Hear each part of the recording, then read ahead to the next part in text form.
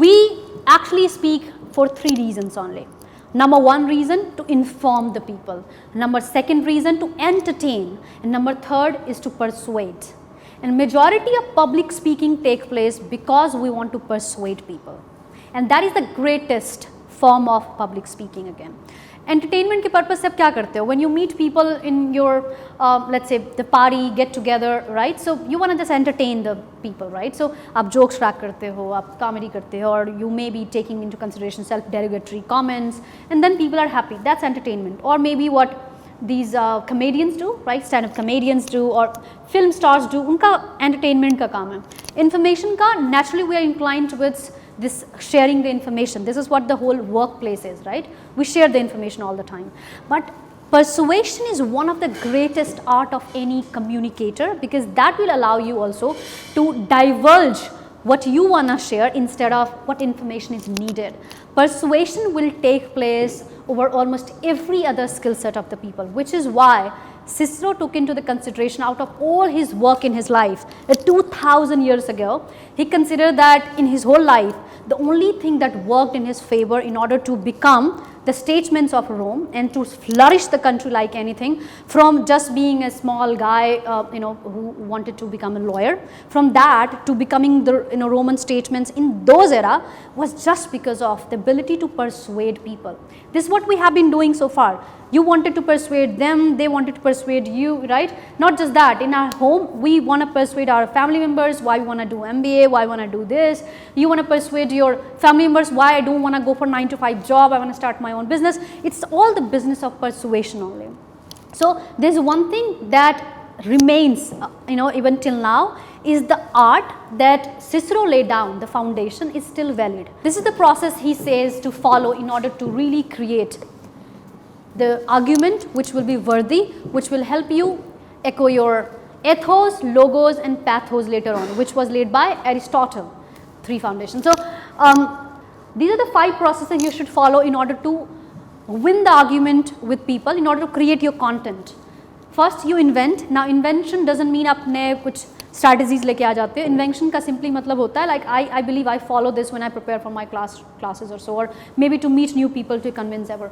So invention is about major points just in rough work about the topic. Let's consider this topic, has India any chance to stand as a global power in future?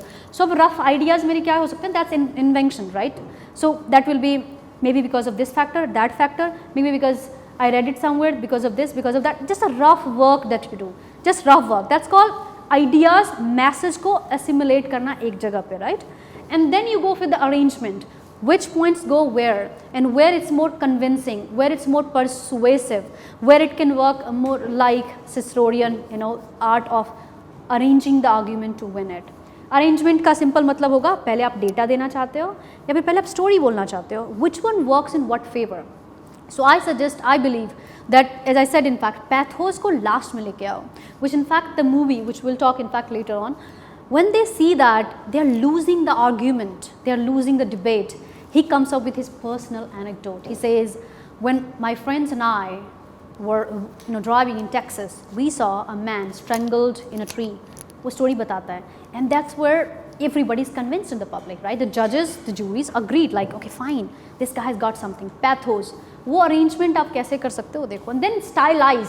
Now this is the secret of most of the the public speakers who have been on the map of being greatest orator on the planet, whether you talk about from Cicero to JF Kennedy to in fact Obama, to all these people, in fact your beloved Prime Minister.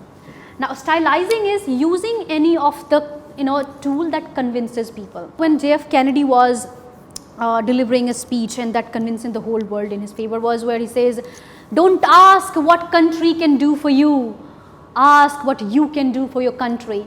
And that process he followed.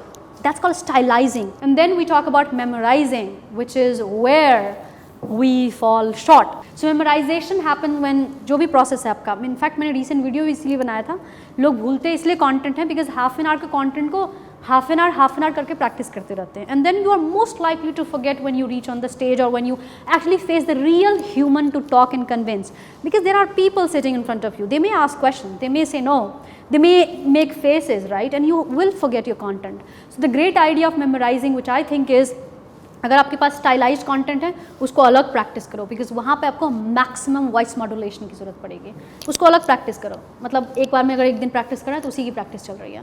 Then data हो सकता है you happen to mess up some data और you make frag of some content, so rather उस data को अलग से practice करनी चाहिए हमें. देन स्टोरी है, उसको सबको मिक्स मत करो, स्टोरी की अलग प्रैक्टिस करो.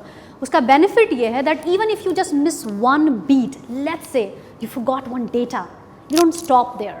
You start talking about the story, you start telling the story, narrating it. By the time you narrate the story, you remember that data naturally.